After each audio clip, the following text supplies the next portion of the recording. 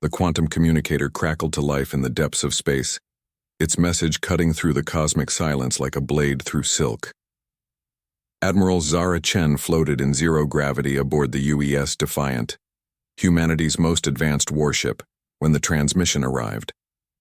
"This is High Commander Vex High of the Galactic Council," the voice hissed through the speakers, each word dripping with barely contained disgust. "The upstart species known as humans has been summoned to face judgment. Your crimes against the natural order cannot go unpunished." Captain Marcus Stone, Chen's second-in-command, pushed off from a bulkhead and glided toward her.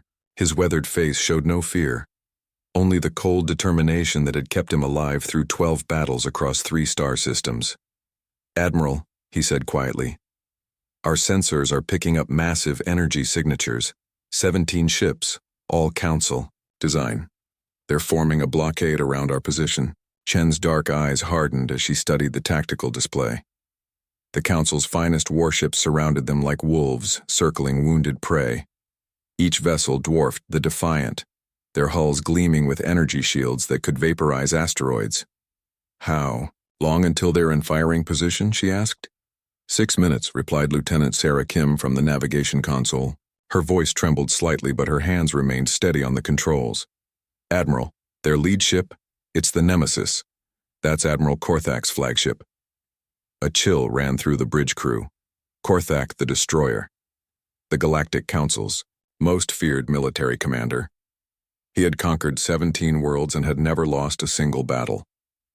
"Open a channel," Chen ordered, her voice cutting through the tension like steel. The main screen flickered, revealing the imposing figure of Admiral Korthak.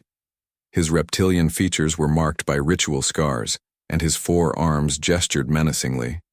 Behind him, the bridge of the Nemesis bustled with alien crew members preparing for combat.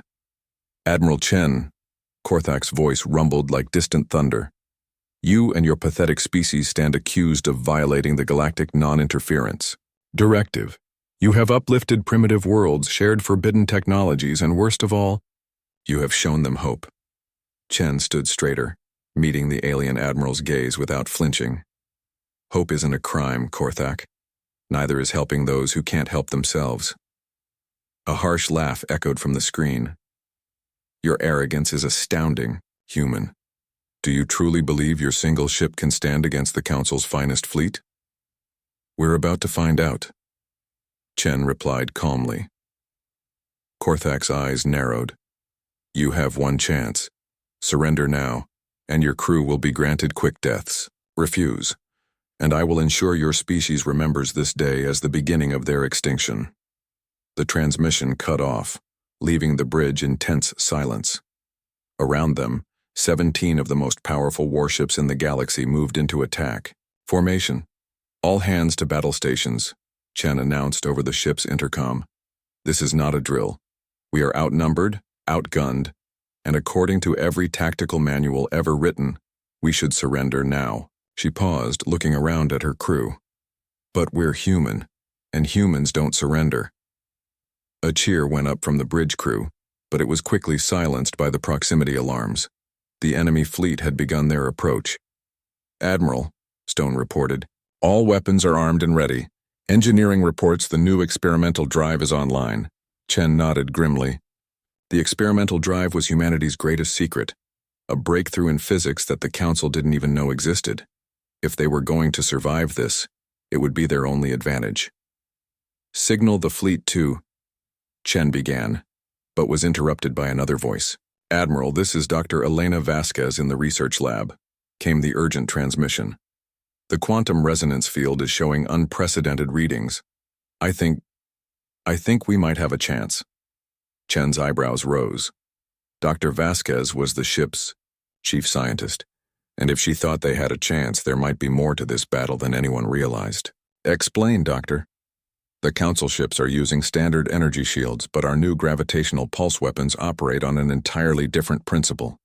Their shields might not be calibrated to defend against—" The ship suddenly shook violently as the first Council warship opened fire. Red energy beams lanced through space, striking the Defiant's shields and causing sparks to fly from several consoles. "Evasive maneuvers," Chen shouted. "Return fire." The battle for humanity's survival had begun, but as the Defiant weaved between incoming attacks, none of the combatants noticed the strange energy readings emanating from the ship's core. Something unprecedented was happening aboard humanity's warship, something that would change the balance of power in the galaxy forever. Chapter 2. The Impossible Maneuver. The bridge of the Defiant became a symphony of controlled chaos. Warning lights bathed everything in red as the ship bucked and rolled under enemy fire. "Shield strength at 70%, Lieutenant Kim called out, her fingers flying over her console. "They're coordinating their attacks. Each hit is precisely calculated to maximize damage." Admiral Chen gripped her command chair as another salvo struck home.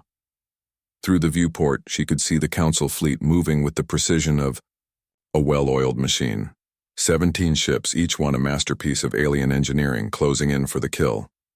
"Fire pattern Delta 7, she ordered. "Target their lead ships." The Defiant's main guns erupted, sending streams of supercharged particles toward the enemy, but the Council ship's shields absorbed the impact with ease, their energy barriers flaring briefly before returning to their steady glow. Captain Stone moved to her side, his face grim. "Admiral, our conventional weapons aren't even scratching. They're paint. We need to try something different." On the main screen, Admiral Korthak's flagship loomed larger, its massive gun ports beginning to glow with ominous energy. The Nemesis alone carried enough firepower to reduce the Defiant to space dust. "Dr. Vasquez," Chen spoke into her communicator, "whatever you're working on down there now would be a good time." "Almost ready, Admiral," came the scientist's strained voice. "I need 30 more seconds to calibrate the gravitational pulse matrix." "We might not have 30 seconds," Stone muttered, as proximity alarms began screaming. The Council fleet had tightened their formation, creating an inescapable cage of deadly firepower. Energy beams crisscrossed space around the Defiant, each one seeking to find a gap in their defenses. "Admiral," reported Lieutenant Commander Jake Reynolds from the tactical station, "I'm reading something strange. The enemy ships are maintaining exact distances from each other. It's like they're following some kind of predetermined pattern." Chen's eyes narrowed as she studied the tactical display. Reynolds was right. The Council ships weren't just attacking randomly. They were executing a complex maneuver that would trap the Defiant in a concentrated field of fire. "It's called the Vortex Formation," she realized aloud. "I've read about it in the intelligence reports. It's Korthak's signature move. He uses it to crush ships that try to flee." "Then we don't flee," Stone said grimly. "We do something they won't expect." Before Chen could respond, Dr. Vasquez's voice crackled over the intercom with barely contained excitement.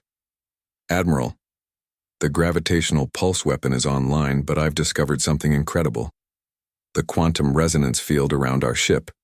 It's not just from our weapons. It's reacting to something in the crew."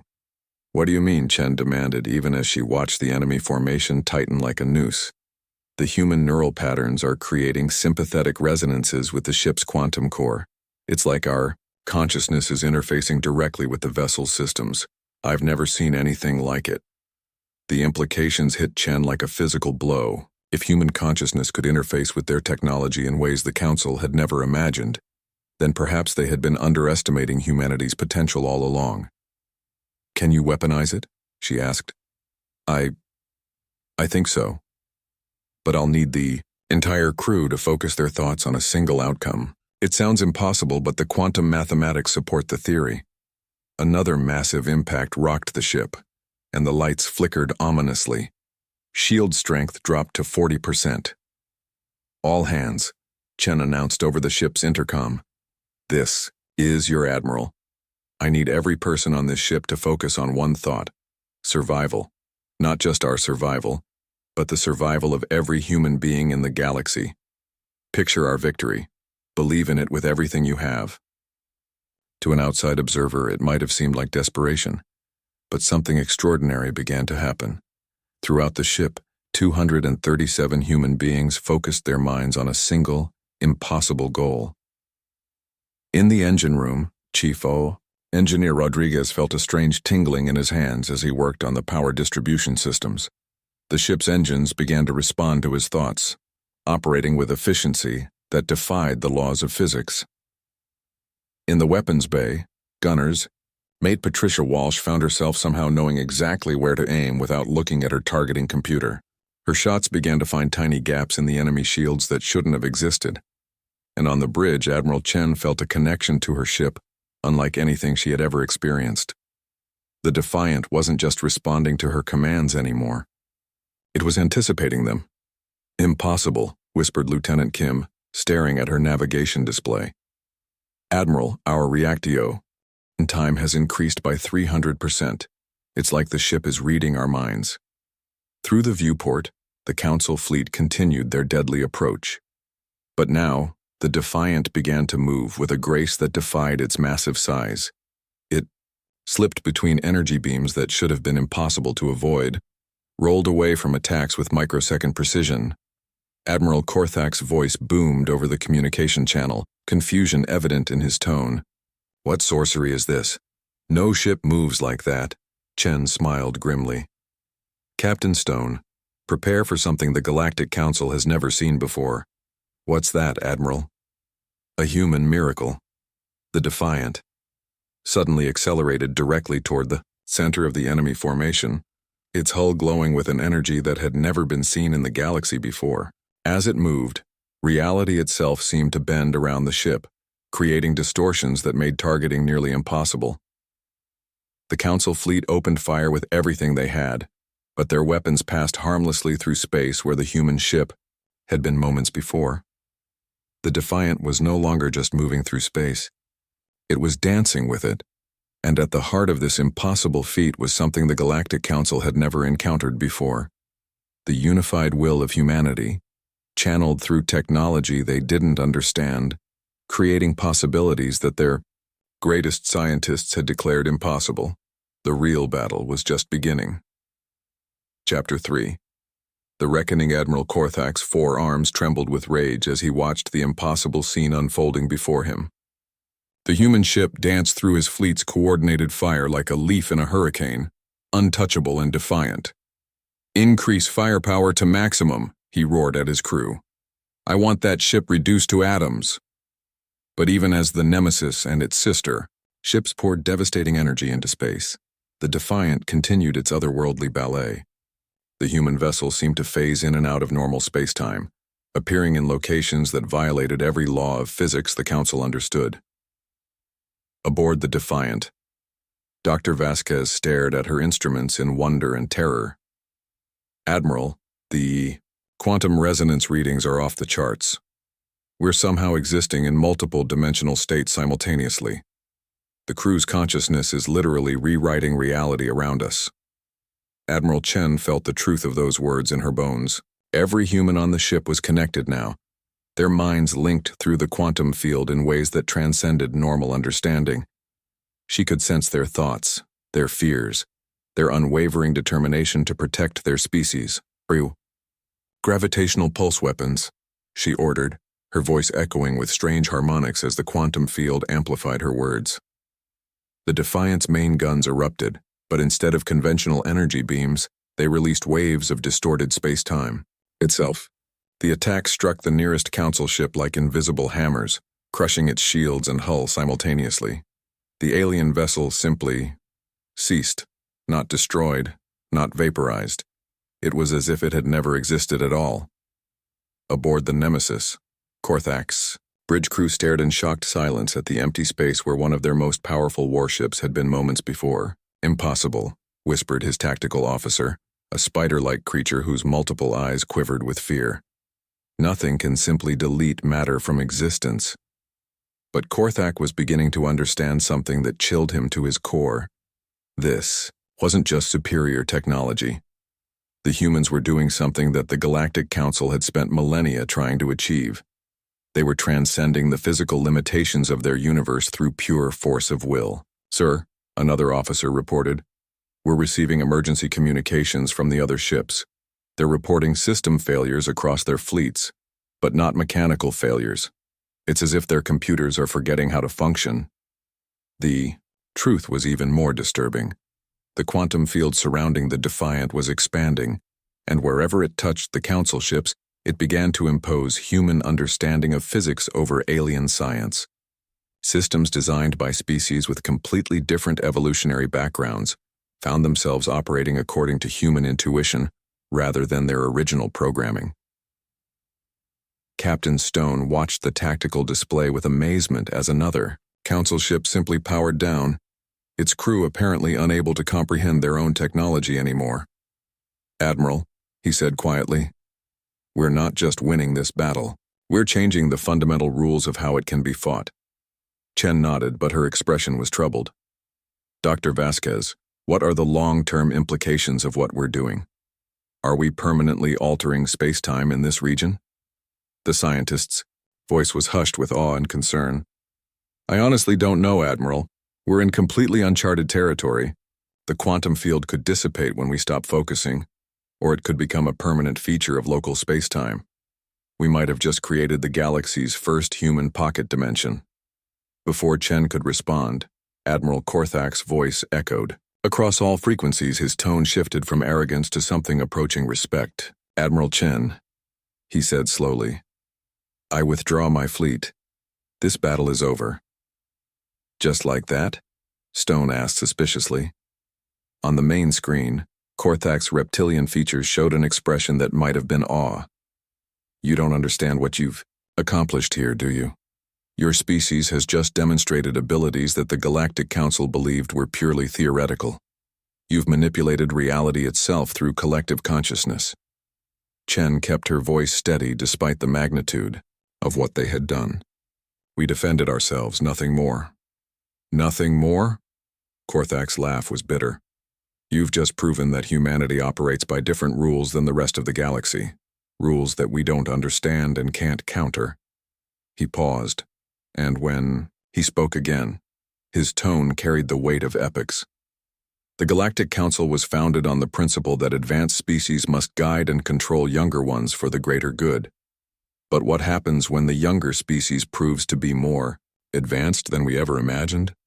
The question hung in space between the two fleets like a challenge to the natural order itself.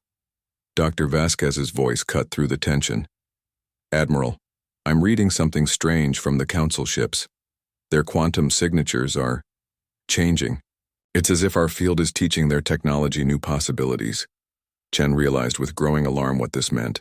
If human consciousness could rewrite the basic operating principles of alien technology, then contact between humanity and the rest of the galaxy would forever change both sides. "Korthak," she said carefully, "what will you report to the Council?" The alien admiral's response was immediate and decisive. "That humanity is not to be interfered with, ever. Your species has capabilities that could either elevate or destroy galactic civilization. The choice of which path to take must be yours alone." As the Council fleet began to withdraw, their ships, already showing signs of technological evolution influenced by human quantum fields, Admiral Chen faced a sobering realization. They had won the battle, but they had also just announced humanity's presence to the galaxy in a way that could never be undone. Every species in known space would soon learn that humans could do the impossible. The question was whether the galaxy was ready for such a revelation. "Admiral," Lieutenant Kim reported, "we're receiving thousands of communications from across the sector. Word is spreading fast. They're calling us the Reality Weavers." Chen closed her eyes, feeling the weight of her species' future settling on her shoulders. When she opened them again, her expression was resolute. "Set course for Earth," she ordered. "It's time to tell humanity what they've become." But as the Defiant turned toward home, none of them noticed that the quantum field wasn't dissipating as expected. Instead, it was growing stronger, reaching out across space like invisible threads, touching distant worlds and alien minds with the essence of human possibility. The galaxy would never be the same. Chapter 4. The New Paradigm 3 Weeks. After the battle that would become known as the Miracle at Kepler's Edge, Admiral Chen stood before the United Earth Assembly, the weight of humanity's future heavy on her shoulders. The great dome of the assembly hall buzzed with nervous energy as representatives from every nation and colony hung on her words. "Distinguished delegates," she began, her voice carrying across the vast chamber. "What I'm about to tell you will fundamentally change how we see ourselves and our place in the universe." Behind her, a holographic display showed the quantum resonance readings from the battle, patterns of energy that seemed to pulse with almost living intelligence. The Galactic Council came to destroy us because they feared what we might become. What they discovered is that we had already become it. Secretary General Maria Santos leaned forward in her seat. "Admiral, our scientists have been studying the data you provided. Are you telling us that human consciousness can directly manipulate reality?" Chen nodded grimly. "Under specific conditions, yes. When our minds work in perfect harmony, focused on a single outcome, we can influence the quantum structure of space-time itself. We don't just use technology, we become one with it." A murmur ran through the assembly.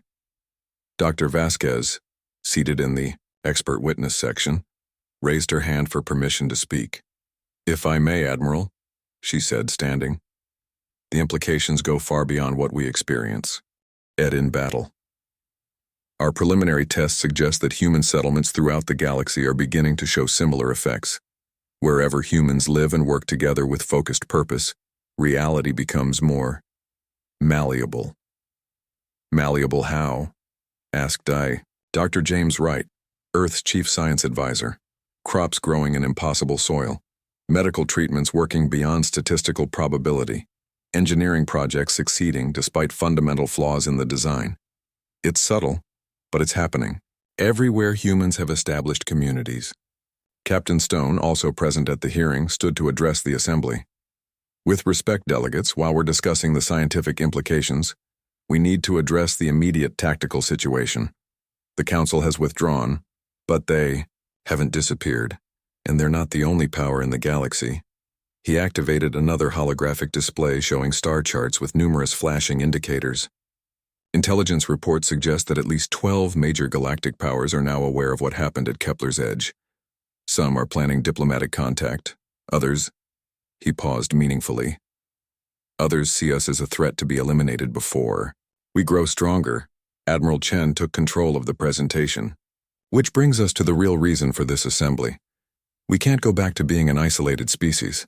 The galaxy knows about us now, and we need to decide how to respond." A representative from the Mars colonies stood up. "Admiral, are you suggesting we prepare for war with the entire galaxy?" "I'm suggesting we prepare for anything," Chen replied. "But first we need to understand what we've become." Dr. Vasquez activated a new display showing brain scans and quantum field measurements. "Our research indicates that the effect is strongest when humans work together toward common goals. Individual humans show minimal reality manipulation abilities, but groups of humans, the power scales exponentially." "So unity makes us stronger?" asked Secretary General Santos.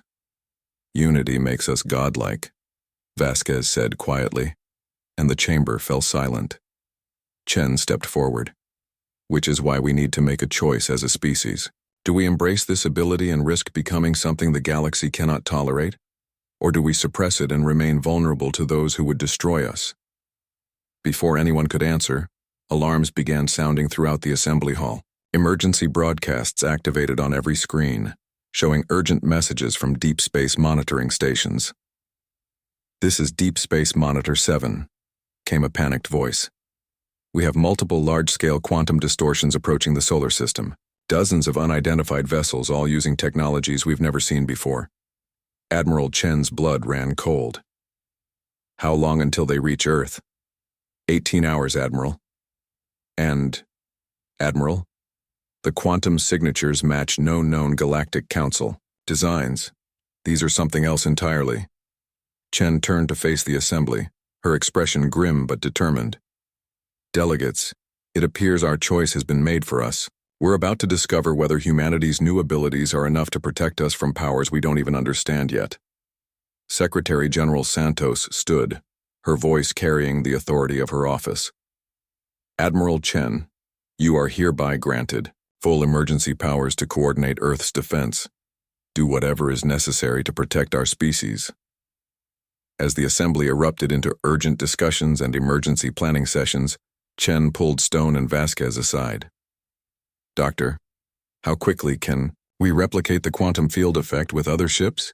If we can get volunteer crews and they're willing to undergo the consciousness linking procedure, maybe 6 hours per ship. But Admiral, we don't know the long-term effects on the human mind. Stone grimaced. We may not have a choice. If these newcomers are hostile, the Defiant alone won't be enough. Chen nodded, her mind already working through the tactical possibilities. Dr. Vasquez, I want you to begin preparing every available ship for quantum enhancement. Captain Stone, coordinate with all military commands. We're going to need every human in the system working together. All of them? Vasquez asked. Admiral, we're talking about 8 billion people on Earth alone, plus another 2 billion in the colonies. If they all focus on the same outcome, then we'll find out just how far human potential can stretch, Chen said firmly. Because 18 hours from now, we're either going to save our species or discover that some powers in the universe are beyond even our abilities to overcome.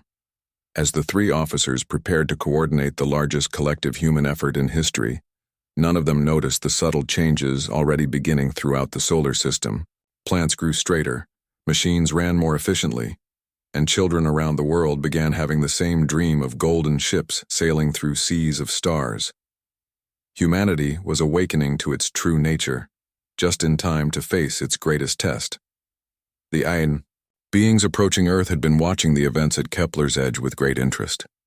They had seen civilizations rise and fall across countless galaxies, had witnessed the birth and death of gods themselves, but they had never encountered a species that could rewrite the fundamental laws of existence through pure collective will. Now, they were coming to see if humanity represented evolution or extinction for the universe itself. Epilogue: The Infinite Choice. 6 months after the arrival of the architects, as the mysterious beings called themselves, Admiral Chen stood on the observation deck of humanity's first transcendental starship, the Unity. Through the viewport she could see Earth below, but it wasn't the same planet she had grown up on. The changes were subtle but profound. The oceans shimmered with an inner light that seemed to pulse in rhythm with human thoughts. Cities had reorganized themselves into patterns that somehow felt more natural, more aligned with the planet's quantum signature. And in orbit around Earth, impossible structures floated, constructs that existed partially in normal space and partially in dimensions that human consciousness had learned to access. The integration is proceeding faster than we predicted, Dr. Vasquez reported, approaching with a datapad that displayed readings that would have been considered fantasy just a year before. Humanity's collective consciousness is now permanently interfaced with local spacetime. We're not just living in reality anymore, Admiral, we're actively creating it. Chen nodded, but her expression remained thoughtful. The confrontation with the architects had ended not in battle, but in something far more complex, a choice that still kept her awake at night. The architects had presented humanity with an ultimatum disguised as an opportunity. They were gardeners of consciousness, they claimed, tending to the growth of awareness throughout the universe. Species that developed reality manipulation abilities could choose one of two paths: transcendence or extinction. Transcendence meant joining them, abandoning physical existence to become shepherds of consciousness across multiple dimensions. Extinction meant, well, it meant remaining human and accepting the limits that came with physical existence. But humanity had chosen a third option, one that the architects claimed had never been successfully attempted in the billion-year history of their stewardship: evolution. Without abandonment. Admiral, Captain Stone said, joining them at the viewport. We're receiving the hourly reports from the colony worlds. The effect is spreading faster than light itself. Human settlements are transforming entire star systems, just by existing in them. And the other species? Chen asked. Stone's expression was complex. That's complicated. Some are fleeing human space as fast as they can. Others are requesting permission to study our colonies. And a few, he paused, a few are asking if humans can teach them to do what we do. Chen turned from the viewport to face her officers. Both Stone and Vasquez showed the subtle changes that all humans were beginning to manifest. A clarity in their eyes that suggested they were perceiving more dimensions than they once could. A steadiness in their movements that came from being partially synchronized with the quantum structure of reality itself. And can we? Teach them, I mean? Dr. Vasquez considered the question carefully. The architects believe that consciousness-based reality manipulation is species-specific. Each race would need to find their own path to transcendence, but our presence seems to make it easier for others to discover their potential. We're not just changing ourselves, Stone realized. We're changing the entire galaxy's relationship with the possible. Before Chen could respond, the ship's communication system activated. The voice that emerged was unmistakably human, but it carried harmonics that suggested the speaker existed across multiple dimensional states simultaneously.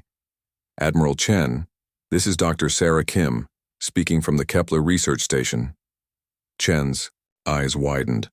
Lieutenant Kim had volunteered for the Deep Transcendence experiment 3 months ago.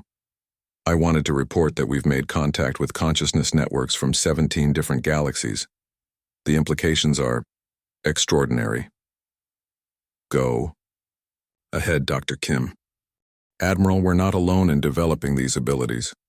There are at least 43 species across known space that have achieved some form of reality manipulation. But here's what's remarkable. Until humanity demonstrated collective consciousness, effects, most of them were working in isolation, afraid to reveal their abilities. Chen felt a chill of realization. They were hiding from the architects. Exactly. But now that humanity has chosen to remain physical while transcending limitations, it's created a new paradigm. Other species are emerging from hiding, sharing their discoveries, building networks of consciousness that span galactic clusters. Stone whistled softly. We didn't just save ourselves, we started a revolution. The architects are displeased, Kim continued. They've maintained order in the universe for eons by ensuring that transcendent species either joined them or were eliminated. But we've created a third option that they never anticipated. Physical beings with transcendent abilities, working together across species lines. Chen moved back to the viewport, looking out at the stars that no longer seemed quite so distant. Dr. Kim, what's your assessment of our current situation? We're at a crossroads, Admiral. The old universe, where physical beings were limited by the laws of physics and transcendent beings remained aloof from material existence, is ending. What comes next depends on whether we can build something better to replace it. And if we can't? Kim's voice carried both warning and hope. Then the architects will do what they've always done when the universe becomes too complex for their management. They'll reset it. Chen closed her eyes, feeling the weight of not just humanity's future, but the future of consciousness itself across multiple galaxies. Dr. Kim, how long do we have? Unknown, Admiral, but the quantum resonance suggests that the decision point is approaching rapidly. The universe is restructuring itself around the new paradigm we've created. Either we guide that transformation, or it guides us. As the communication ended, Chen found herself facing the ultimate responsibility. Humanity had gained the power to reshape reality, but with that power came the obligation to determine what reality should become. Admiral, Vasquez said quietly, there's something else. The children born since the awakening, they're not quite human anymore. Not in the traditional sense. They exist naturally in multiple dimensions, think in quantum states, dream in languages that don't exist yet. Evolution, Stone murmured. Revolution, Chen corrected. We're not just changing, we're becoming something that can change others. Through the viewport, Earth continued its eternal rotation, but now it pulsed with the dreams of 8 billion minds that had learned to touch infinity. And throughout the galaxy, on worlds that had never heard of humanity, children were being born with abilities that defied the natural order. The universe was awakening, and humanity had become its alarm clock. Admiral Chen smiled grimly as she contemplated the infinite choices ahead. They had won the battle against the Galactic Council by transcending the rules of engagement. They had survived the architects by refusing to choose between physical existence and transcendence. Now they faced the greatest challenge of all, building a universe where consciousness and matter could evolve together towards something that had never existed before. The story of humanity's rise to galactic prominence was ending. The story of what came next was just beginning. And somewhere in the depths of space, the architects watched and waited, preparing for a confrontation that would determine whether the universe would grow beyond their ability to manage it, or whether they would reset everything back to a simpler time when consciousness knew its place and reality followed predictable rules. The choice, as always, belonged to those brave enough to make it.